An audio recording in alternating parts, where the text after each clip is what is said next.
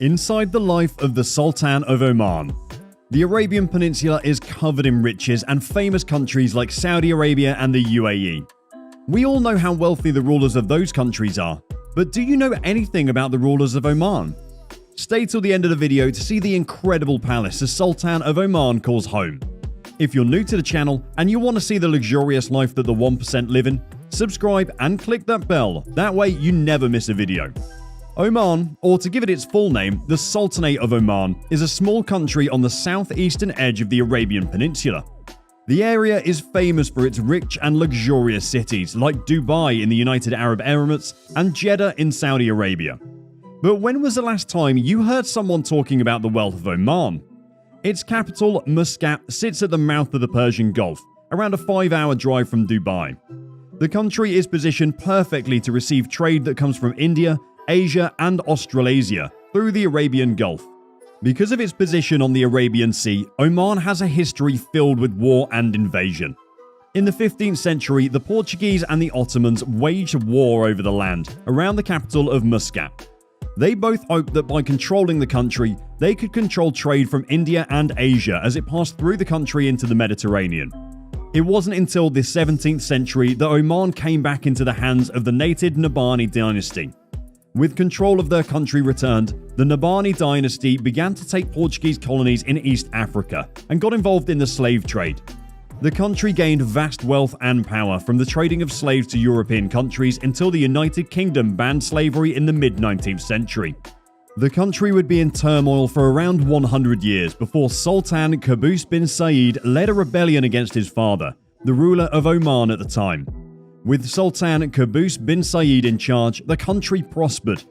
He eliminated many of his father's strict laws and set in motion numerous wide-ranging modernization reforms in the kingdom, transforming Oman from an underdeveloped backwater into a country on par with many Western nations in terms of political stability and economic development. Sultan Qaboos bin Said ruled Oman until his death in January 2020. Under his rule, the United Nations Development Programme ranked Oman as the most improved nation in the world in terms of development during the preceding 40 years. The country also has a high-income economy, meaning many people view it as a first-world country, just like Saudi Arabia. Just like the other nations of the Arab Peninsula, Oman is ruled by an incredibly wealthy family, who profited from the area's incredible position along world trade routes. The current ruler, Sultan Haytham bin Tariq Al Said, has an estimated net worth of $1 billion. Just like his fellow Arabian rulers, Sultan Haytham bin Tariq lives a life of luxury that his huge net worth demands. Sultan Haytham bin Tariq inherited the throne from his cousin Sultan Qaboos bin Said following his death in 2020. Before that though, he filled a variety of jobs for the Omani government. He's known to be a huge sports fan, and when the Oman Football Association was founded in 1978, he was appointed its first leader. Under his leadership, the country's under-17 team actually won the World Championship in 1995. Following his time with the Oman Football Association, he served as the Undersecretary of the Ministry of Foreign Affairs, and in 1994 was appointed as the Secretary General for the Ministry of Foreign Affairs. He was later appointed as the Minister of Heritage and Culture in March 2002 and chaired the National Census Committee in 2003. In 2016, he had the honour of personally welcoming Charles, Prince of Wales, and his wife Camilla, Duchess of Cornwall, on a visit to Oman. His excellent record as an Omani politician got him named as the heir to the throne of Oman in the late Sultan Qaboos bin Said's will. While leading the country, he also finds time to serve as the chairman of the Committee for the Future Vision of Oman 2040, along with being honorary president of the Oman Association for the Disabled. Oman has almost 2,000 miles of coastline, and what better way to inspect it than from your yacht? Just like his peers, Sultan Haytham bin Tariq likes to patrol his seas in style. He actually owns 2 incredible yachts that both make it into the top 10 largest in the world. The larger of the two, the Falk Al Salama, is 538 feet long, and if you want to judge by displacement, is the biggest yacht in the world. With space for 100 crew members and 40 guests, this yacht would be luxurious enough for any budding billionaire. But for the Sultan of Oman, it's only good enough to be his support vessel. Yep, you heard that right. He just has this yacht follow his other yacht around. It means he can always have his staff and court members with him when he takes a trip to Dubai or to Bahrain, but doesn't have to deal with the hassle of talking to them over dinner every day. The Falk Al Salama is also used as a floating museum for Oman. When it docks in cities around the world, people are invited on board to look at exhibitions of Omani art, artifacts, and photographs.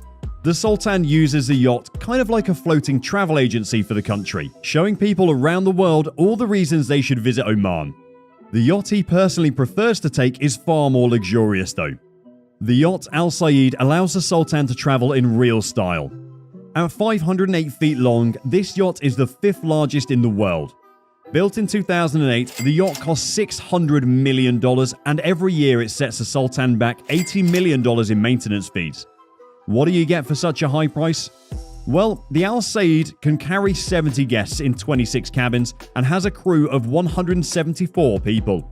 Like most royal super yachts, little is known about the Al Said. We do know she consists of 6 large decks, as well as featuring a concert room capable of accommodating a 50-piece orchestra and space for all 70 guests. Unfortunately for the sea-loving Sultan, not everywhere is reachable in his super yachts.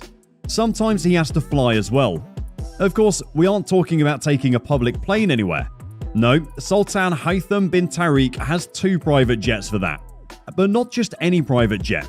The Sultan's plane of choice is a Boeing 747. His 2 massive planes are more luxurious than you could ever imagine. Like his boats, the Sultan likes to keep an air of mystery around his planes. What we do know is that both planes are painted in red and green like the flag of Oman. They feature 2 double bedrooms as well as a huge lounge at the front of the plane for entertaining guests or just relaxing for some in-flight entertainment. On the upper deck is an executive suite that the Sultan will use as an office when he's having a busy day at work.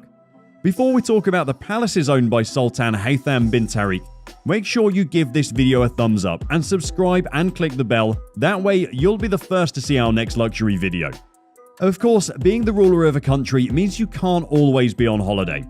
When Sultan Haytham bin Tariq is home, he stays at the Oman Royal Palace in Old Muscat, just down the coast from the capital Muscat. The palace itself is just one of 6 owned by the Sultan, but is one of the most luxurious. Placed on the coast of the Gulf of Oman, the palace has its own man-made harbour. That isn't actually that surprising considering the Sultan owns 2 of the largest yachts in the world. The harbour is flanked by the historic forts of Al Mirani and Al Jalali, creating an incredible view for the Sultan to wake up to and a reminder of his country's noble history. The original structure was built by the Sultan's own great-great-great-great-great-grandfather over 200 years ago. The existing palace with its vibrant gold and blue facade was rebuilt as a royal residence in 1972. The palace is often used for official functions today, like receiving distinguished visitors. In January 2012, the Sultan received Queen Beatrix of the Netherlands at Al Alam Palace during her state visit to Oman. Anything that's good enough for Queen Beatrix is probably good enough for me as well.